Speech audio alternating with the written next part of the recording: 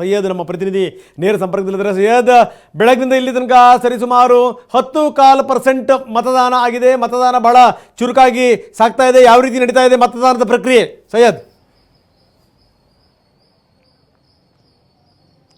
ರಂಗನಾಥ್, ಇವತ್ತು ಚನ್ನಪಟ್ಟಣದ ವಾತಾವರಣ ಇದೆ, ಭಾಳಷ್ಟು ಕೂಲ್ ಆಗಿದೆ. ಜನ ತಮ್ಮ ಮನೆಯಿಂದ ಕಾಫಿ ಟೀ ಕುಡಿದು ಬ್ರೇಕ್ಫಾಸ್ಟ್ ಮಾಡಿ ಆರಾಮಾಗಿ ಮತಗಟ್ಟೆಗಳಿಗೆ ಬರ್ತಾ ಇದ್ದಾರೆ. ಕೈಯಲ್ಲಿ ಒಂದು ಅವರ ಐ ಡಿ ಕಾರ್ಡ್ನ ಚೀಟಿ ಹಿಡ್ಕೊಂಡು. ಈಗಾಗಲೇ 10.34% ಮತದಾನ ಆಗಿದೆ. ಕಳೆದ ಬಾರಿ ನಾವು ಸಾರ್ವತ್ರಿಕ ಚುನಾವಣೆಯಲ್ಲಿ ಹೋಲಿಕೆ ಮಾಡೋದಾದರೆ 85% 74% ಆಗಿತ್ತು. ಸೊ ಈ ಬಾರಿ ಕೂಡ ಅದೇ ಥರನಾಗಿರ್ತಕ್ಕಂಥ ಫಲಿತಾಂಶ ಬರಬಹುದು ಅನ್ನುವಂಥ ನಿಟ್ಟಿನಲ್ಲಿ ಒಂದು ನಿರೀಕ್ಷೆ ಇದೆ. ಅದರಲ್ಲೂ ಪ್ರಮುಖವಾಗಿ ರಾಜಕೀಯ ಪಕ್ಷಗಳು ಮಾಡಿರುವಂತಹ ಈ ಒಂದು ಪ್ರಚಾರ ಏನಿದೆ, ಭರಾಟೆ ಏನಿದೆ, ಇದು ಯಾವ ಒಂದು ರಾಜಕೀಯ ಥ್ರಿಲ್ಲರ್ಗಿಂತಲೂ ಕಡಿಮೆ ಇಲ್ಲ. ಯಾಕಂತಂದರೆ ಈ ಕಡೆ ಕಾಂಗ್ರೆಸ್ನಿಂದ ಆಗಿರ್ಬೋದು, NDA ಇಂದ ಆಗಿರ್ಬೋದು, ಕಡೆ ಕ್ಷಣದಲ್ಲಿ ಆಗಿರುವಂಥ ಬದಲಾವಣೆಗಳೇನಿದ್ದಾವೆ ರಾಜ್ಯ ಸೇರಿದಂತೆ ಚನ್ನಪಟ್ಟಣದ ಪ್ರತಿಯೊಬ್ಬ ಮತದಾರರನ್ನು ಕೂಡ ಫ್ರಂಟ್ ಸೀಟ್ನಲ್ಲಿ ಕುಂತು ಕಾಯ್ತಾ ಇದ್ದಾನೆ. ಸೊ ಹಾಗಾಗಿ ಅವರು ಈ ಒಂದು ಚನ್ನಪಟ್ಟಣದ ಒಂದು ಉಪಚುನಾವಣೆಯಲ್ಲಿ ಭಾಗವಹಿಸುವಂಥ ನಿಟ್ಟಿನಲ್ಲಿ ಈಗಾಗಲೇ ಬಿರುಸಿನ ಮತದಾನ ಸಾಗಿರುವಂಥದ್ದು. ನಗರದಲ್ಲೂ ಕೂಡ ಈಗಾಗಲೇ ಭಾಳಷ್ಟು ಜನ ಮತಗಟ್ಟೆಗಳಿಗೆ ಆಗಮಿಸಿ ವೃದ್ಧರು, ಯುವಕರು ಕೂಡ ಆಗಮಿಸ್ತಾ ಇದ್ದಾರೆ. ಅದರಲ್ಲೂ ಪ್ರಮುಖವಾಗಿ 30ರಿಂದ 35 ಮತ್ತು 35ರಿಂದ 40 ಏಜಿನ ವಯಸ್ಸಿನವರಿದ್ದಾರೆ. ಅದು ಬಹುತೇಕ 40%ರಷ್ಟು ಅವರದ್ದೇ ಮತದಾನ ಇದೆ. ಸೊ ಹಾಗಾಗಿ ಪ್ರಬುದ್ಧ ಮತದಾರರೇನಿದ್ದಾರೆ ಅವರೆಲ್ಲರೂ ಕೂಡ ಈಗ ಬರ್ತಿರುವಂಥದ್ದು. ಮತ್ತು ಚನ್ನಪಟ್ಟಣ ಉಪಚುನಾವಣೆ ಏನಿದೆ ಭಾಳಷ್ಟು ಹೈ ವೋಲ್ಟೇಜ್ ಆಗಿರುವಂಥದ್ದು. ಇಲ್ಲಿ ನಾನು ಮತ್ತು ನಾನೇ ನಡೀತಿರುವಂಥದ್ದು. ನಿಖಿಲ್ ಕುಮಾರಸ್ವಾಮಿಯವರು ನಾನು ಒಬ್ಬ ನಾಯಕ ಅನ್ನುವಂಥ ನಿಟ್ಟಿನಲ್ಲಿ ಈ ಒಂದು ಸ್ಪರ್ಧೆಯನ್ನು ಮಾಡ್ತಾ ಇದ್ದರೆ, CP ಯೋಗೇಶ್ವರರು ಇಲ್ಲಿ ನಾನು ಬಿಟ್ಟರೆ ಯಾರೂ ಇಲ್ಲ ಅನ್ನುವಂಥ ನಿಟ್ಟಿನಲ್ಲಿ ಅವರು ಕೂಡ ತಮ್ಮ ಪ್ರಚಾರವನ್ನು ಮಾಡಿರುವಂಥದ್ದು. ಹಾಗಾಗಿ ಇಬ್ಬರಿಗೂ ಕೂಡ ರಾಜಕೀಯದ ಒಂದು ಲೆಕ್ಕದಲ್ಲಿ ಭವಿಷ್ಯದ ನೆಲೆ ಯಾವ ರೀತಿ ಇರುತ್ತೆ ಮತ್ತು ರಾಜ್ಯ ರಾಜಕಾರಣದ ಮೇಲೆ ಬದಲಾವಣೆ ಆಗುವಂಥ ಪರಿಣಾಮ ಬೀರುವಂಥ ಉಪಚುನಾವಣೆ ಇದು.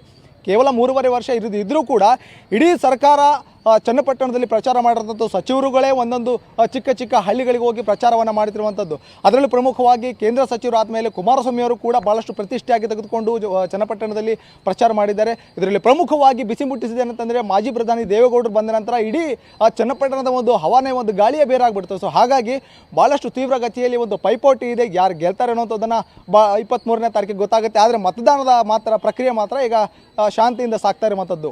ರಂಗನಾಥ್, ಓಕೆ ಬಹಳ ಕುತೂಹಲ ಕೇಳಿಸಿರುವಂಥದ್ದು. ಈ ಬಾರಿ ಚನ್ನಪಟ್ಟಣ ಬೈ ಎಲೆಕ್ಷನ್ ರಿಸಲ್ಟ್ ಯಾವ ಕಾರಣಕ್ಕಾಗಿ ಮುಖ್ಯ ಅನ್ನುವಂಥದ್ದಕ್ಕೆ ನಮಗೆ 10 ನಿದರ್ಶನಗಳು ಸಿಗ್ತಾ ಹೋಗುತ್ತೆ. ಒಬ್ಬ ಯುವ ನಾಯಕ ಈ ಬಾರಿ ವಿಧಾನಸೌಧ ಎಂಟ್ರಿ ಆಗ್ತಾರ ಅಥವಾ 3ನೇ ಸೋಲಾಗ್ಬಿಡುತ್ತಾ ಅನ್ನುವಂಥ ರೀತಿಯಾಗಿ ವಿಶ್ಲೇಷಣೆ. ಹಾಗೆ CP ಯೋಗೇಶ್ವರ್ ಅವರು ಕೂಡ ಅಷ್ಟೇ, ಈ ಬಾರಿ ಏನಾದರೂ ಸೋತ್ರೆ ಮುಂದೆ ಅವ್ರ ರಾಜಕೀಯ ಭವಿಷ್ಯ ಏನು ಅನ್ನುವಂಥದ್ದು ವಿಚಾರ. ಕಾಂಗ್ರೆಸ್ ನಂತರದ ಹಂತಲ್ಲಿ ಅವ್ರನ್ನ ಹೇಗೆ ನಡೆಸ್ಕೊಳ್ಳುತ್ತೇನೆ, ಈ ಥರದ್ದು ಬಹಳಷ್ಟು ವಿಚಾರಗಳಿದೆ, ಮಾತಾಡ್ತಾವಳ ನಂತರದಲ್ಲಿ. ಇಲ್ಲಿ ನೋಡ್ತಾ ಇದೀವಲ್ಲ, ಇದು ಚನ್ನಪಟ್ಟಣ ಕ್ಷೇತ್ರದಲ್ಲಿ 276 ಮತಕೇಂದ್ರ ಸ್ಥಾಪನೆ ಆಗಿದ್ರು.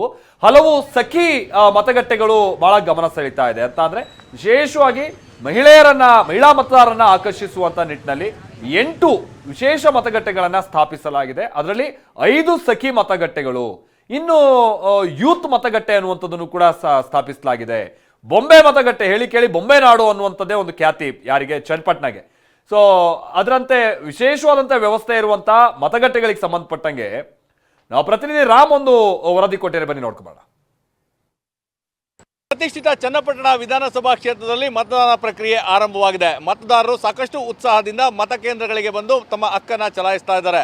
ವಿಶೇಷವಾಗಿ ಮತಗಟ್ಟೆಗಳನ್ನ ಮಾಡಲಾಗಿದೆ. ನಾವೀಗ ಚನ್ನಪಟ್ಟಣದ ಈ ಒಂದು ಸಖಿ ಬೂತ್ನಲ್ಲಿ ಇದ್ದೇವೆ.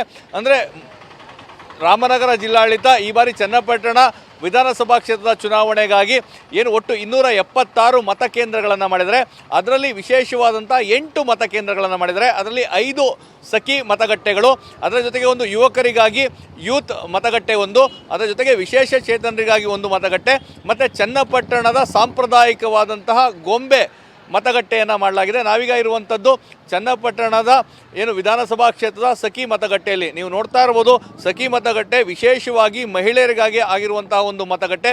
ಹೀಗಾಗಿಯೇ ಒಂದು ಪಿಂಕ್ ಬಣ್ಣದಲ್ಲಿ ಸಂಪೂರ್ಣವಾಗಿ ಮತಗಟ್ಟೆಯನ್ನು ಅಲಂಕಾರ ಮಾಡುವಂಥ ಕೆಲಸವನ್ನು ಮಾಡಿದ್ದಾರೆ. ಪಿಂಕ್ ಬಲೂನ್ ಮತ್ತು ಪಿಂಕ್ ಒಂದು ಫ್ಲೆಕ್ಸ್ಗಳನ್ನು ಹಾಕುವಂಥ ಕೆಲಸವನ್ನು ಮಾಡಿದರೆ, ಇದರ ಜೊತೆಗೆ ತಾವು ನೋಡ್ತಾ ಇರ್ಬೋದು ವಿಶೇಷವಾಗಿ ಮಹಿಳಾ ಸಿಬ್ಬಂದಿಗಳನ್ನೇ ಈ ಒಂದು ಮತಗಟ್ಟೆಯಲ್ಲಿ ನಿಯೋಜನೆ ಮಾಡುವಂಥ ಕೆಲಸವನ್ನು ಮಾಡಿದ್ದಾರೆ.